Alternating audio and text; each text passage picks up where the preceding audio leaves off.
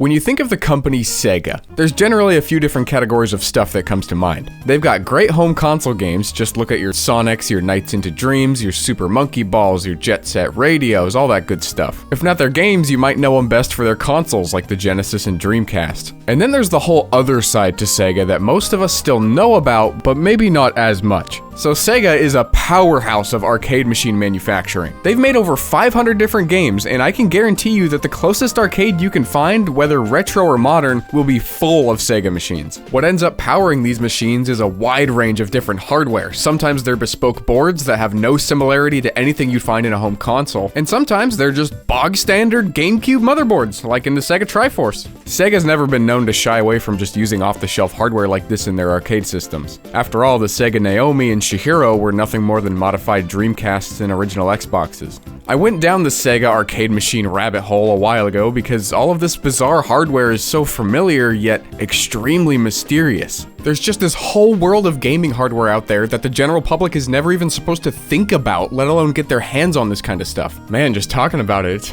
it's getting me hot and bothered. I gotta be careful. Triforce is about to make me act up. Wanna go to the zoo?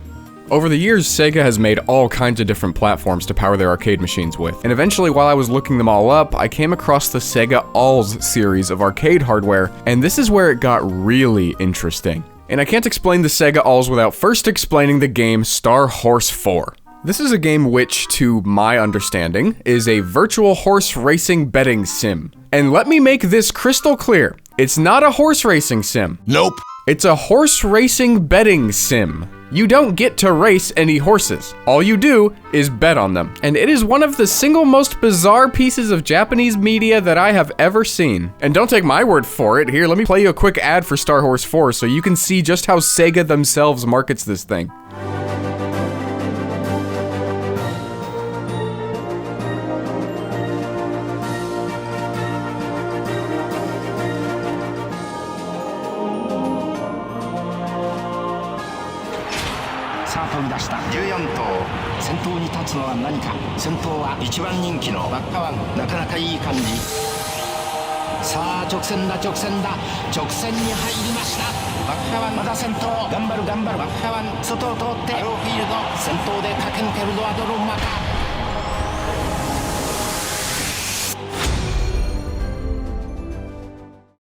Damn, I desperately want to fly Japanese first class now. And I guess there's also like some fantasy aspects to this game as well, based on some of these other videos that I've seen, like this one.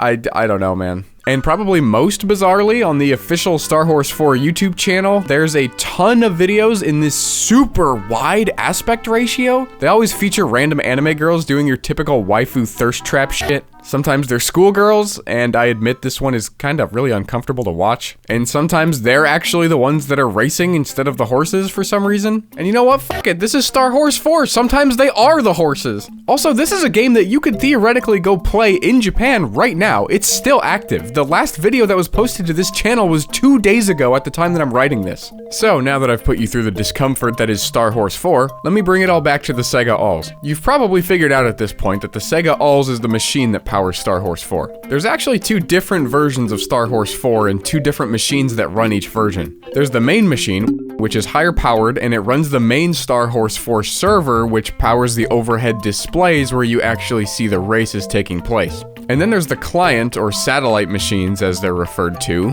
which I believe, and I could be wrong here, run the terminals that you actually interact with. This is just my best guess. Leave a comment if you can either confirm or correct me on any of this. And looking closer at the terminals that you can interact with, you can see that you do so using a computer mouse. I'm gonna do a big think here. I wonder if the game with a computer mouse might be powered by a computer. And a computer that powers a game might be similar to a gaming computer.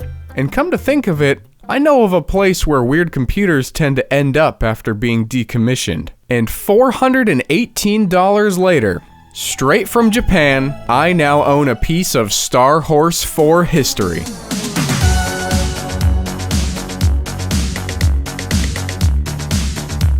This model that I've got here is one of the satellite machines, which is kind of the lower power version of the two, but also not really. I guess some have better CPUs but worse graphics, and some have better graphics but worse CPUs. This is the better CPU, worse graphics model.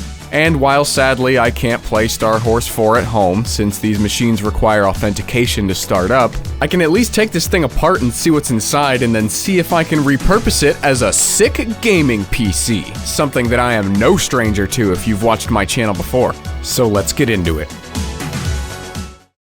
So here it is. This is my Sega Alls. Honestly, that branding is very frustrating. Almost as bad as the Toyota Ist. It's not much of a looker, and I haven't taken off any plastic panels or anything. That's just how this thing comes. So we've got some kind of fan panel there. There might not even be a fan back there. I don't know, it's kind of hard to see. I haven't even opened this thing up yet. You guys know as much as I do at this point. But this is what I presume to be the faceplate. And I think there might be a fan behind there as well, but again, it's hard to tell. But obviously these things are meant to be shoved inside of arcade cabinets. No one's supposed to ever see this thing. And here's the I/O around the back. So fairly standard ATX power supply right there. We got a key chip port, which looks like a standard USB port to me. Hopefully that doesn't cause issues down the line. There's a serial port, HDMI port, a couple Ethernets, 4 USB 3.0s, standard audio, and then a whole lot of random serial stuff and a 3.5mm jack. And the most interesting thing to me, some kind of graphics card. So from the research that I've done, the very, very, like, itty bitty bit of research that I've done, this is more than likely an NVIDIA 10 series GPU. It could be up to like a 1070 because they made a bunch of different versions of the Alls system. This is just one spec of it. So it's gonna be a bit of a surprise. You might be able to tell with like the serial number, but I wasn't able to find a reliable way to figure it out. I'm pretty sure also the CPU is gonna be anywhere from like a 6th gen to a 9th gen i5 or an i7. Without further ado, let's go ahead and open it up. And like I said earlier, I haven't gotten into this thing at all yet. It's just been sitting in my apartment for like 2 weeks now, and it's just been staring me down with its stupid little Sega faceplate. Who the f is this? Thanks, but I did not win a free vacation from Marriott. I appreciate it though. Anyway, I don't even know what the plan is for this thing, really. My hope is that I can boot it up and it'll actually go into something, like the arcade game that it was made for. Star Horse 4 or whatever the heck it was. There's 1, 2, 3, 4, 5, 6, 7, 8 screws? 7 screws? I don't know, it's more than a regular computer. I'm gonna be coming at this thing with a $400 lens. Like, for what the specs are gonna be for this thing, was it worth the money? I'm thinking probably no. Oh man, I think it's about ready. Wait, no, are there 2 more screws? Oh my god, there's more screws. Maybe? Dude, I don't know. Not like there's an iFixit guide on this thing. It's like half coming up. This side doesn't want to budge. Okay, well there's a screw that doesn't look like it matters here, but I'll take it out anyway and hope. Oh, yep, that was it.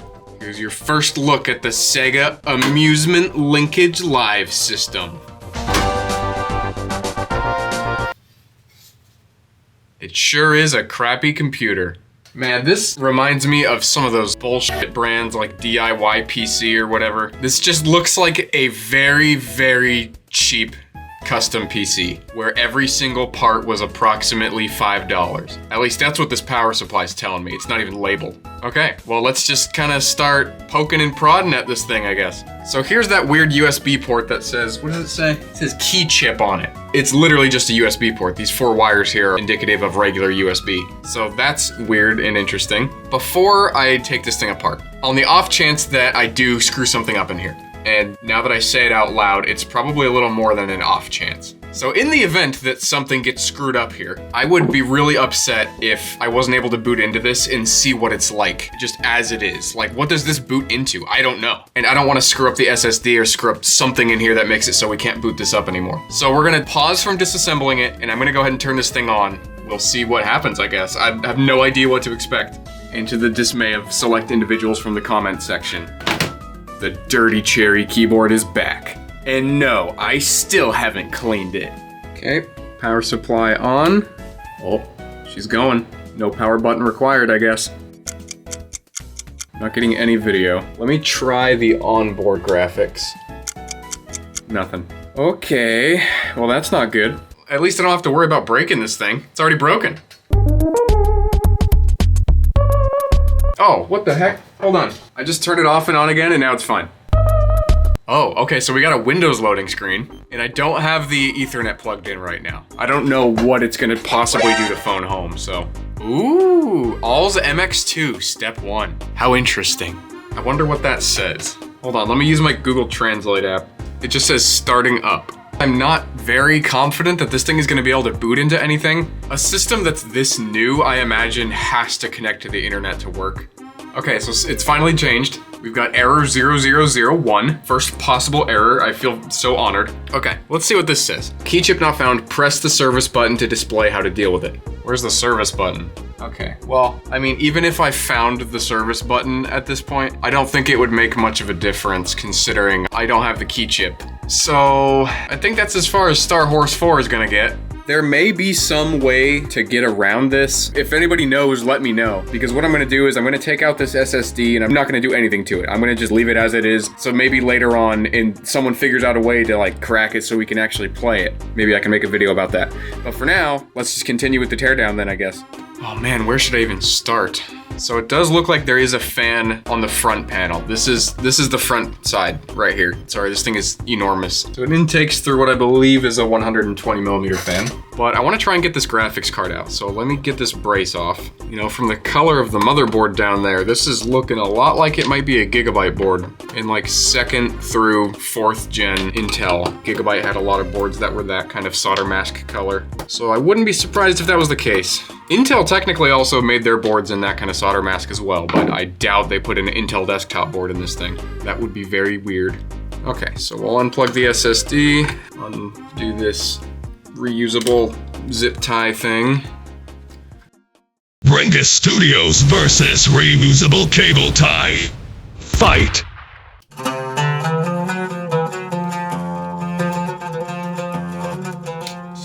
Just get out of here, dude.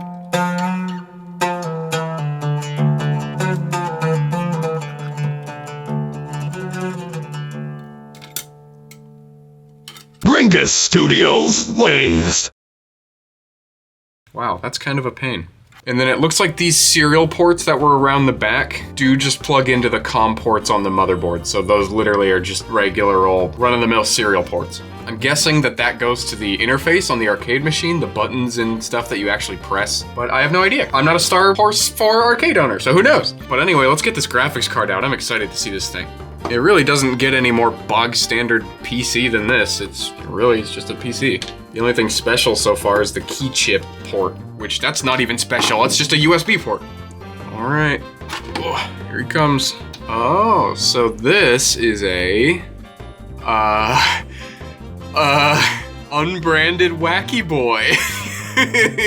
What the heck is this? Look, it's got like shields on it and no stickers. What is this thing? This might just be some like Japanese card that's like really common in Japan, but I have never seen a cooler that looks like this. There's a manufacture date here of July 23rd, 2019. I don't remember exactly how that would date this thing, but I don't think I really need to do much research into that, because right along the side here, there's our smoking gun, 1060. That is disappointing. So that's sad, but you know, still wacky. I'm sure this is the only 1060 of this variant in the entire United States, and I own it. Pretty wacky, pretty wacky, pretty wacky. Okay, we'll put that to the side and keep disassembling the rest of this thing. You son of a bitch. Oh, there we go. All right, after removing that, this thing looks a hell of a lot more like a normal PC now. And I was correct in my prediction that this thing was a Gigabyte board. It is the MCH31AM. And from what I can Google here, I found one on the official Gigabyte website, but they're categorizing it as a different product. They're calling it the H310A, and the I/O is complete. Well, I/O is not completely different. It's exactly the same minus the DVI and the VGA port. So I'm guessing this is the closest like consumer cousin to this thing. Yeah, you can actually even see right here, this is where the DVI and the VGA would have gone. Okay, so it's a micro ATX H310A type board. Unfortunately, we got scammed and didn't get the M.2 version. You can see the pins where it would be right here. But that's alright, you know what they say about SATA anyway. What do they say about SATA? Anyway, let's take a look at the most dedotated of Wham. Oh, it's InnoDisk. So assuming these are the same, it's 16 gig kit of two 8 gigabyte DDR4 sticks running at 2666. Not exactly Speed Racer DIMMs, but you know what? They will do. I probably just unearthed like 4 years worth of dust too, and I'm sure I'll have to reseat that. But other than that, I mean, that's kind of it. Oh, I guess we don't know what the CPU is yet. I'm gonna leave the cooler on there. We'll build the suspense up. We'll find out what the CPU is in the BIOS or something. I do want to know how big this power supply is though. This guy doesn't really want to come out, but through the magic of looking under it, I can tell you that it's a 500 watt power supply. Wait, who is it by?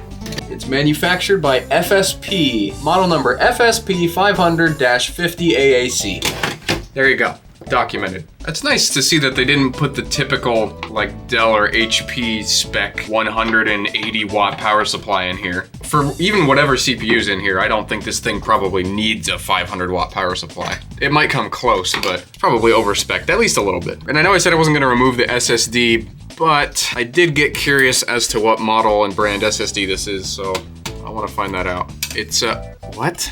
It's a GS1 120 gigabyte, 6 gigabit SATA SSD by TDK. How very OEM. All right then.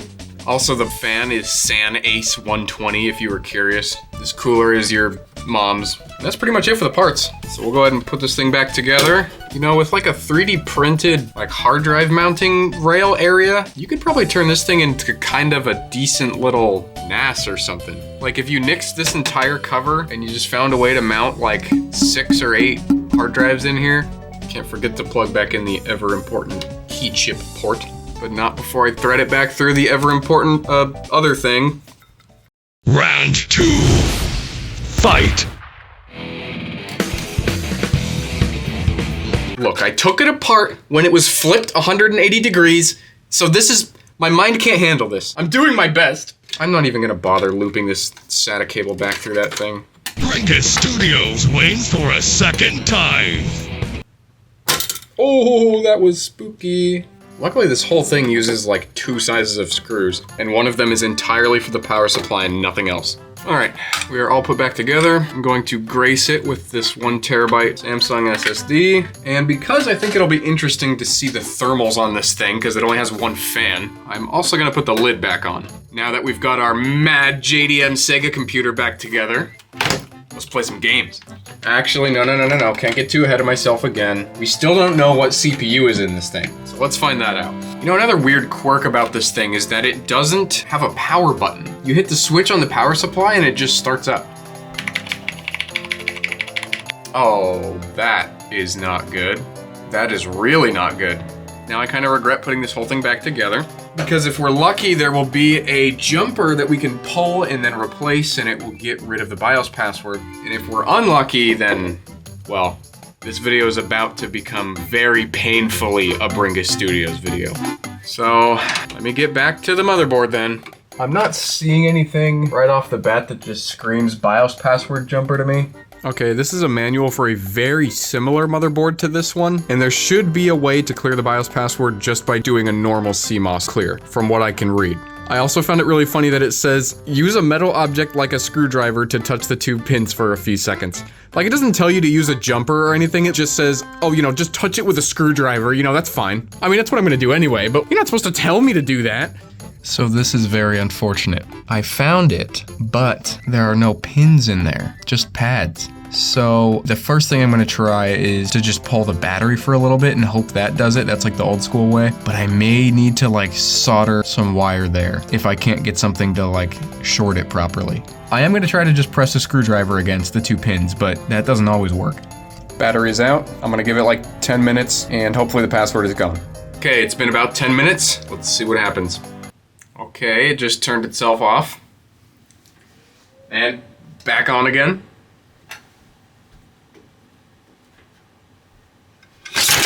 Oh god. Okay, F2 to enter setup.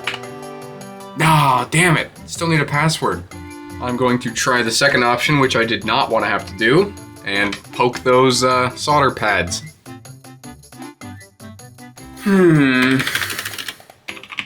I suppose we don't really need to get into the BIOS? Just need to get into the boot menu. Okay, maybe not. All right, Here's the plan.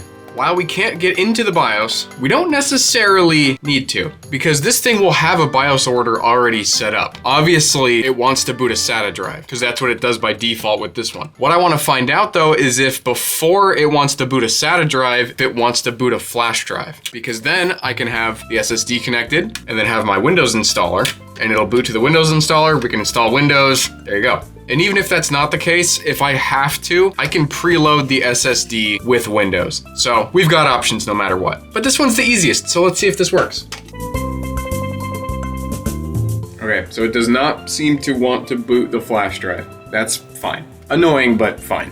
And the way that we're going to be pre-installing Windows on this SSD is not the way I thought I was going to be doing it because it didn't work. So the way we are going to be doing it is with this piece of shit.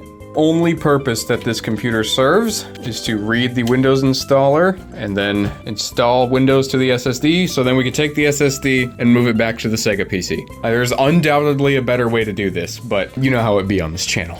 All right, Windows, install. My original plan was to just install Windows in a VM and then mount the virtual hard drive and then clone it to this drive. But it was giving me issues mounting the virtual drive, so this works. All right, installation is finished. Time to see what this bad boy can do. Oh man, it still wants a password. That's not good. Okay, that's really weird. It should just boot this thing. Oh, I also realized that we're somehow getting video out despite the GPU power cable not being plugged in. That is weird. Okay, I do have one idea. This system either wants to boot up in legacy BIOS or EFI mode, and I don't know which one. And the PC that I use to install Windows onto this drive might have installed it in the opposite boot type. So I'm going to change that other computer to the other boot type that it's not currently set to and then reinstall Windows and then see if we'll be good to go. Okay, according to the HP shitbox, legacy boot is enabled and EFI boot is disabled, so we must have installed Windows under legacy boot. Now I'm going to switch this over and do it under EFI.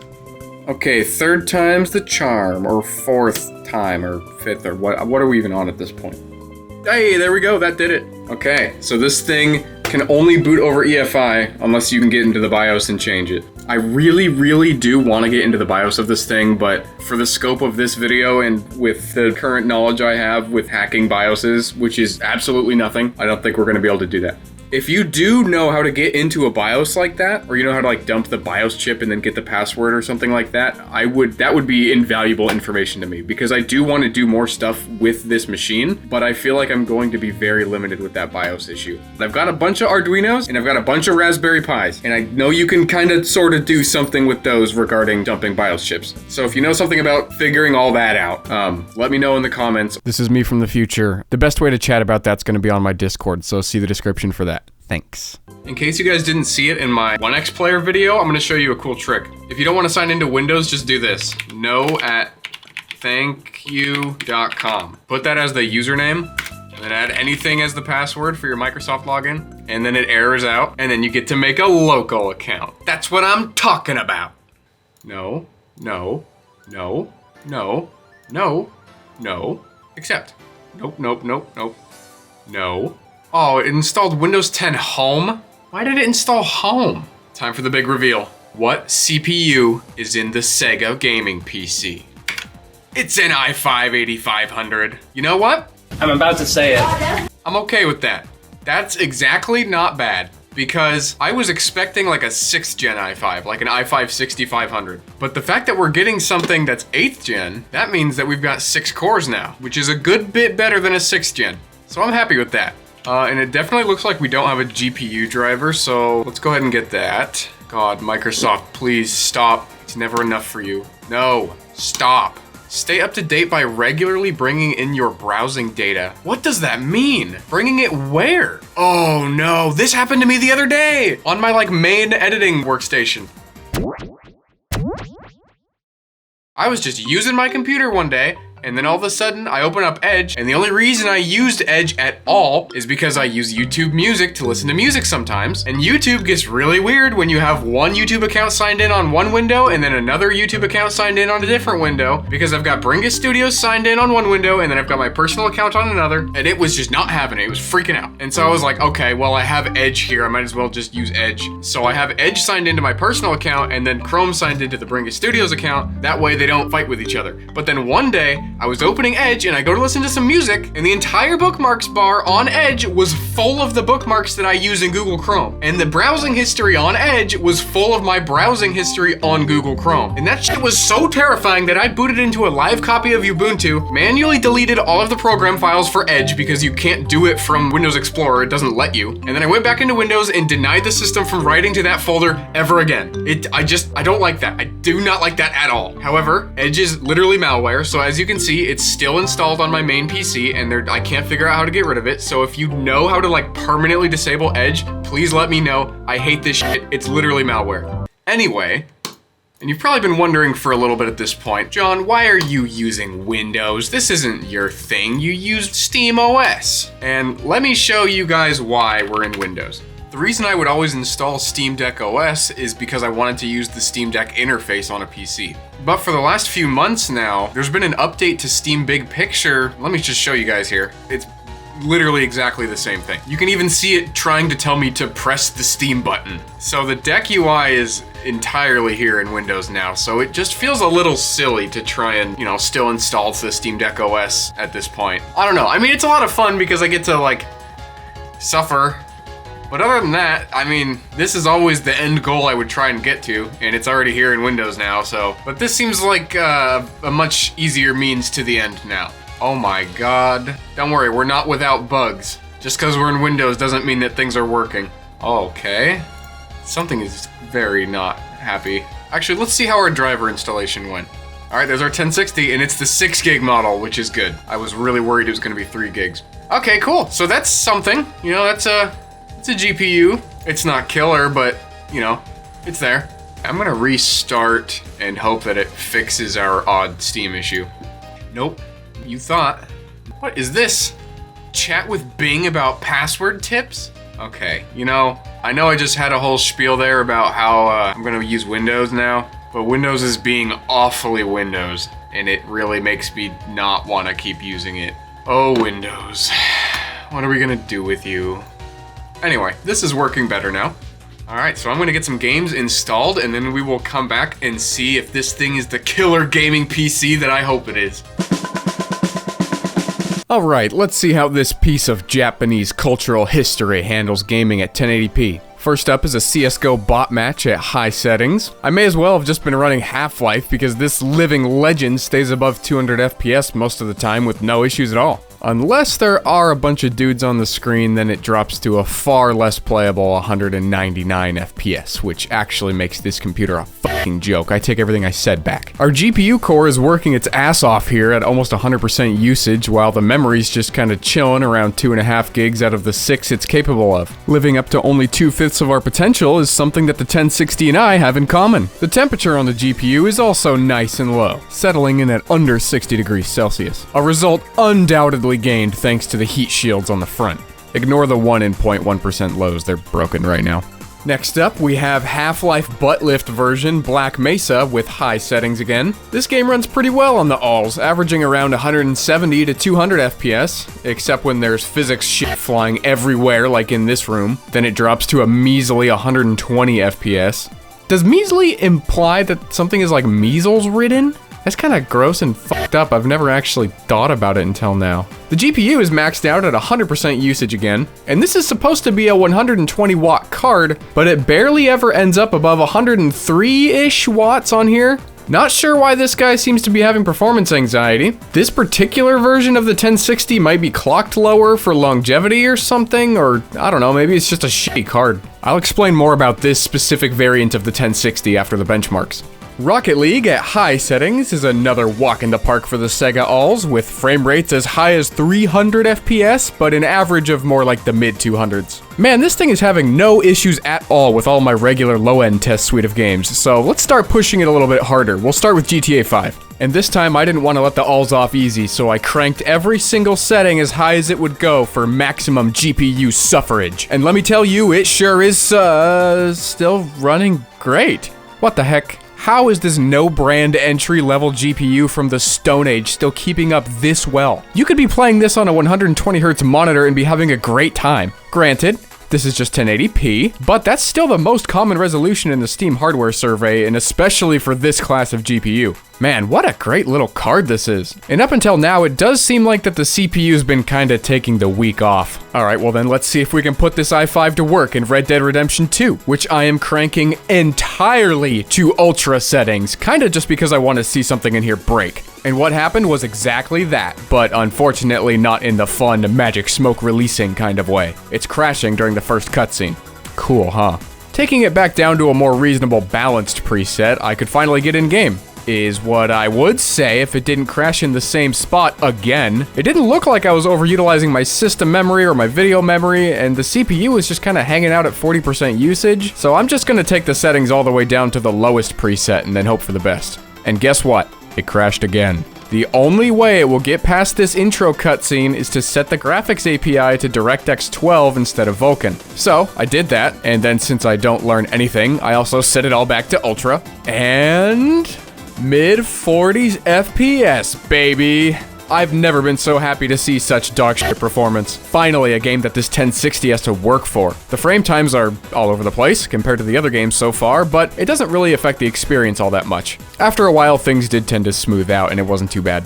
But one thing still bothers me about this thing. The CPU is still being underutilized. Red Dead Redemption 2 got this thing's blood pumping a little bit, but in search of giving it total heart failure, I'm gonna have to turn to emulation. I booted up Yuzu, a Nintendo Switch emulator, and honestly, the only thing of note here are these shitty frame times. That and some complimentary 1% lows. Both the CPU and the GPU are bored out of their minds here for the most part. The whole system is drawing like 60 watts. This is performing insultingly well. Also, for no discernible reason, the capture cut off the top of the screen and it put it at the bottom. It's a little trippy. Looking to hurt this thing a little bit harder, I ran Xenia, an Xbox 360 emulator, and finally, I got what I came for. Look at it. It's beautiful. The GPU is shitting in its hands and it's smearing it all over the screen. But that stupid, sexy i5-8500 is refusing to go down without a fight. I am getting 100% utilization if it kills me. So I'm turning to a place where everyone goes in times of need. The PlayStation 3. RPCS 3 and Grid 2 are going to be my salvation, goddammit. And the CPU, I am glad to announce, has gotten off its lazy ass, and it is working for this one. 100% of glorious utilization, and it even runs the game pretty well. I think this game is locked at 30 FPS. As a victory lap, I booted up PlayStation All-Stars, and this actually doesn't hit the CPU as hard as I expected, but it still gets pretty excited. Also, this CPU cooler has been horrendously noisy the entire time. Listen to this thing, it's the CPU cooler equivalent of asking for the manager.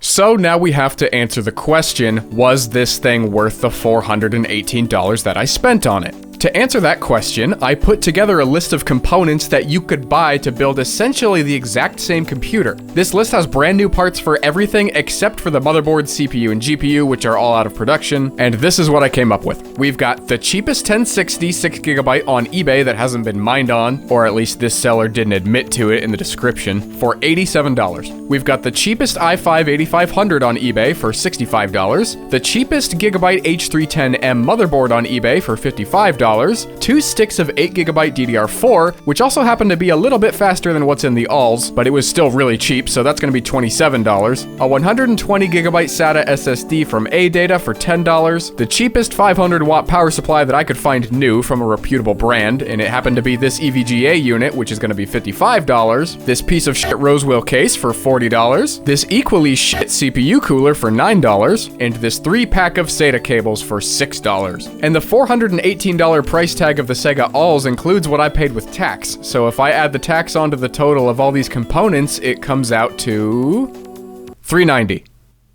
I am amazed. For a very comparable price to building the exact same spec PC yourself, You could order a Sega Alls on eBay and have it shipped to your door from Japan. All you have to do is work around the worst gigabyte motherboard known to man and play the spec lottery and hope that you get a good one of these. But you could do it. Also, I couldn't find anything out there about this variant of the 1060. The only places this thing turns up when you look at the model number are on Yahoo Auctions and then a bunch of other weird, bizarre websites, and none of them list the brand either. So that makes me pretty confident that I am really the only person in the entire US with this GPU. As the holder of that title, I'm going to be bestowing this thing the name of GTX 1060, Conqueror of Celsius and Kelvin. And the reason for that is because it ran really cool the whole time, and no, I'm just kidding, it's because it spells cock. In conclusion, the Sega Alls MX2 is not a terrible gaming PC. And it might actually even be okay value. Here's the current ranking in case you're keeping score of how shit all the computers that I look at are. And that's gonna be it for this one. I'll see you in the next one.